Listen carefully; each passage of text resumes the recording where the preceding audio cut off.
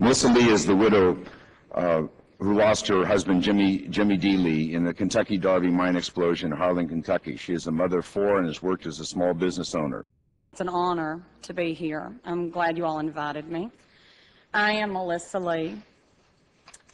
I am a widow from the Kentucky Derby explosion, May 20th, 2006.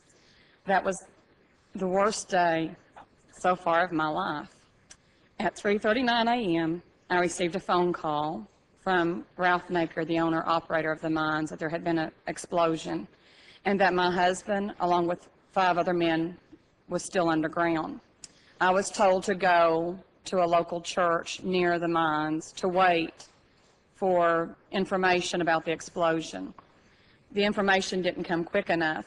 The widows, the wives, were receiving information via telephone from other family members. They were being more informed than we were.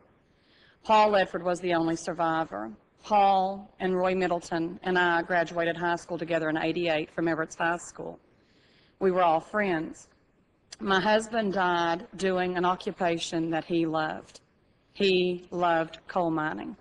My husband was a high school graduate from Kaywood High School.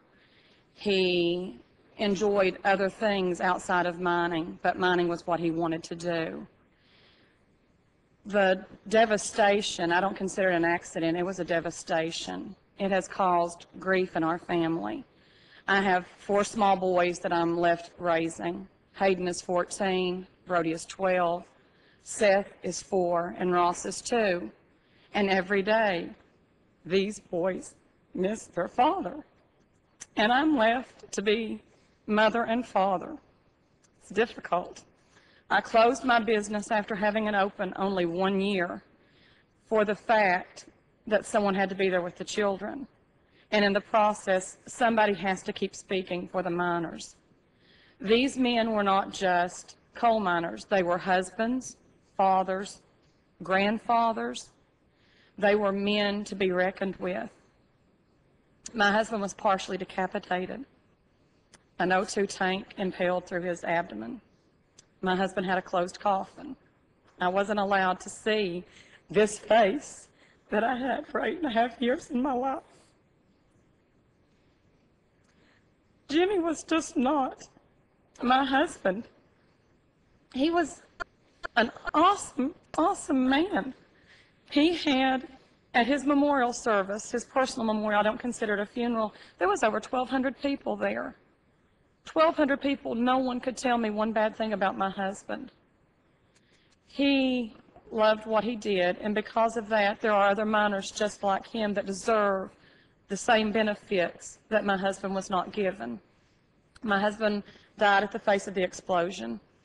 There was methane there that caused the omega blocks to blow out. He died instantly, I'm told. If he had had his own methane detector, he could have took his own reading. Possibly not doing the job that he was taken at the explosion site to do. The House Bill 207 is not just a bill, it is common sense. The things we're asking for to pass are common sense. More inspections, methane detectors, more information and education. These things are not things to be toyed with. These men who still go underground every day to provide and to support their families need to be taken care of. Children need their fathers to come home. Wives need their husbands there. Mothers need to be able to hug their sons. Roy Middleton was the only son of Nellie and Dan Middleton. I'm asking for you all to please take this solely to heart. This has to be passed. This has to become a law.